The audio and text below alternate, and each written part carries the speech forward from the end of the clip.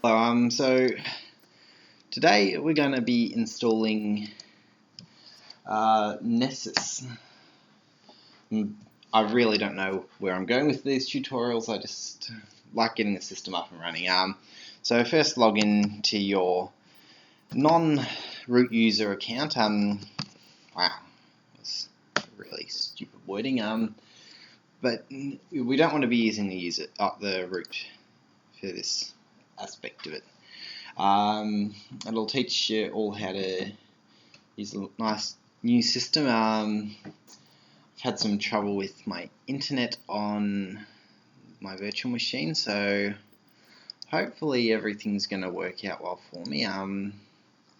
Just take a look now, see what happens. Now, I have Facebook.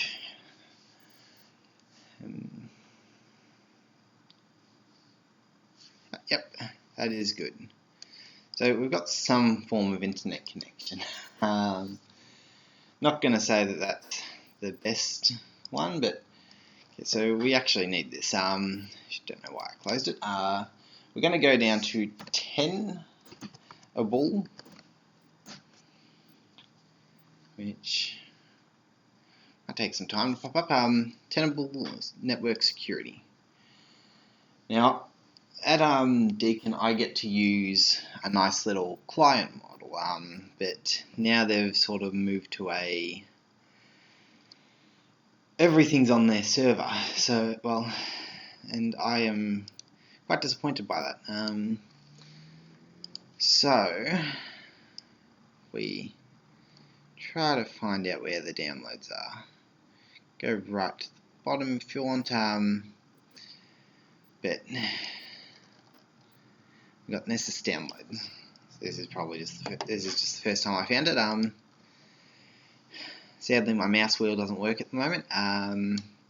We want the Nessus home model, unless you want to buy the professional one, but it's not something that I would suggest, especially for a virtual machine. So we want the Linux, the Debian 6 and 7, as assuming that you're using the same 64-bit model as me. Now, just save it. Now, the main aspect of this tutor is to teach you how to actually install it, but we're going to go a little bit deeper. We're going to learn a bit more about the Kali system and Linux system in general. So we're here. Where are we? I can't really see anything here because we've just got a $sign. So, and I don't believe that there's actually a file called $sign. So I bet we take a look at ls. It's a list. Everything that's there. See my little Java install file, which didn't work out for me. Hopefully I found a solution, or you've seen the video asking for community help. Now we've got desktop and downloads in the main folder. So now that we've got the download's complete, so where's this Nessus file? It's going to be in downloads, of course, but what I want you to see, change directory, ... And we'll take a look where we are now. We're in the actual user. So we change directory, Herbie / down, well, make sure it's a capital. I believe most of this stuff is case sensitive, which is pretty annoying. And now we'll take a look where we are. We're in the downloads folder. Well, and this is what we can see. We can see the Nessus download folder, and now we're going to do a nice little depackaging of it. So dpkg I, and then type in the name. You can copy it, but I think it's good to get this typed out and then learn more from there. Yeah, so we're 6_AMD 64.DBE, Debian, or I don't know what they actually call it, depackage, no. Now see, this is why I didn't get you to copy it the first time, because it's incorrect. What we'll do is we'll copy it now, and we forgot the command sudo, and now we will paste. Just hit enter. It's going to ask for your password. Remember, mine is Facebook. I'm not going to tell you if that's my real life password, but you can take a guess yourself.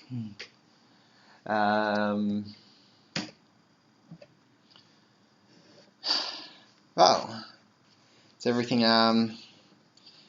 plugins are loaded. You can start Nessus by typing this nice little thing here. We can obviously copy this, but again, like I said, typing is very good to get used to.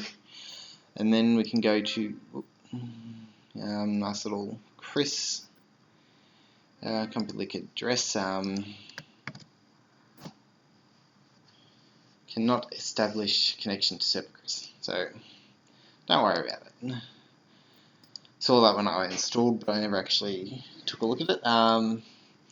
So what we're going to do is we are going to actually start it. So etc niit.b/nessus start. And then it's going to remind us that we need to use sudo first. Oh man. This is why you do get people that do use just the root user. It is so much faster, but it is so unsafe. If anyone gets in there, then you're really screwed. Okay.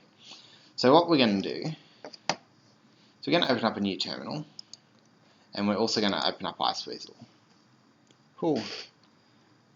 Apparently I've got a buffer overflow attack. I'll take a look at that later. So we'll take a look at where we are. We're still in this, we'll do CD and back. Ooh.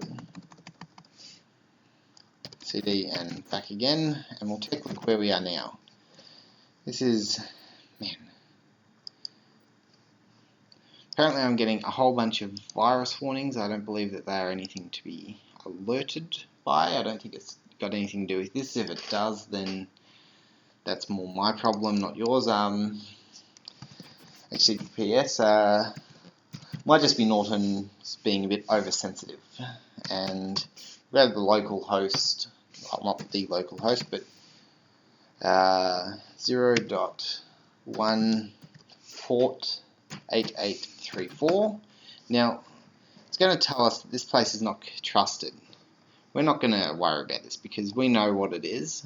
It's Nessus, and it is an exception for us. We'll just confirm it. Now Nessus 6. Now it's asking us for a username and password.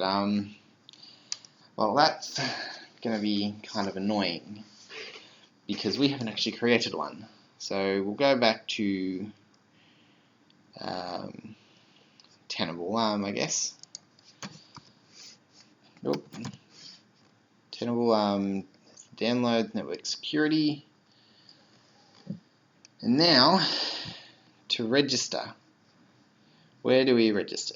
This is a pretty annoying site, so we'll just do a nice little search. It's actually an I, not an E, there.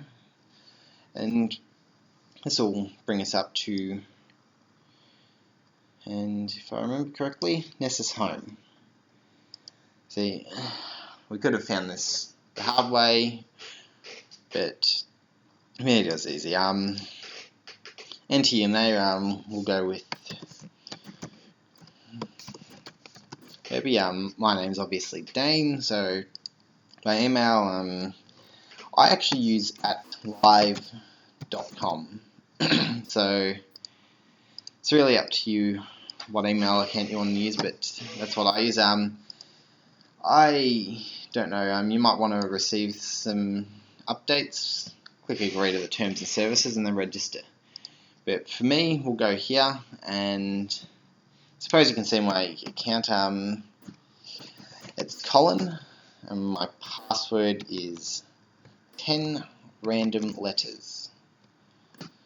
And then it is obviously the same thing again, because I don't want to confirm a different password.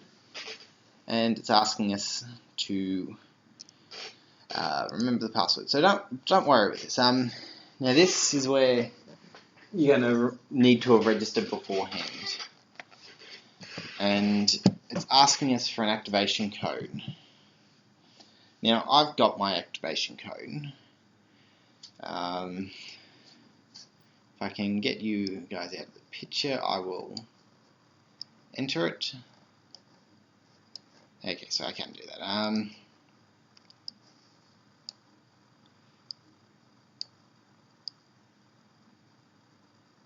Okay, so my code is pretty simple, and it's going to be one of those 20-bit ones, 20 characters, but you're going to have to be aware that you use, I'll show you this part of it.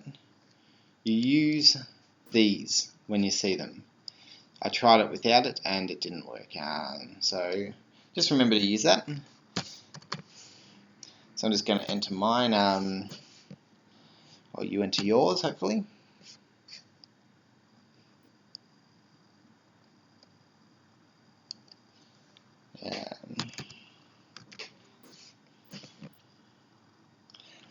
I'm a bit clumsy with my fingers at the moment, so I don't know if I'm hitting all the keys in the right order, but I believe that that's the completed code. And once you've done that, you click continue.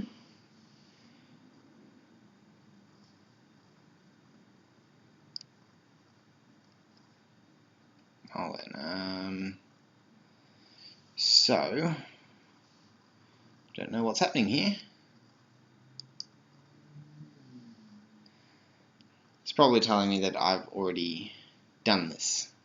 So yes, once you've entered your activation code, it'll download all the plugins, and once that's done, it will ask you to log into the vulnerability scanner, and with a nice little username and password graphic, sign in. It'll also say sign in to continue, and once you've done that, it'll take you to the home, and from there you can run your first scan. I'll show you about running a scan later. We've done everything that we need, and seeing as my activation code apparently hasn't worked on this one, I'm going to let you go and enter it correctly and then download the updates, and we'll come back and do a nice little scan later.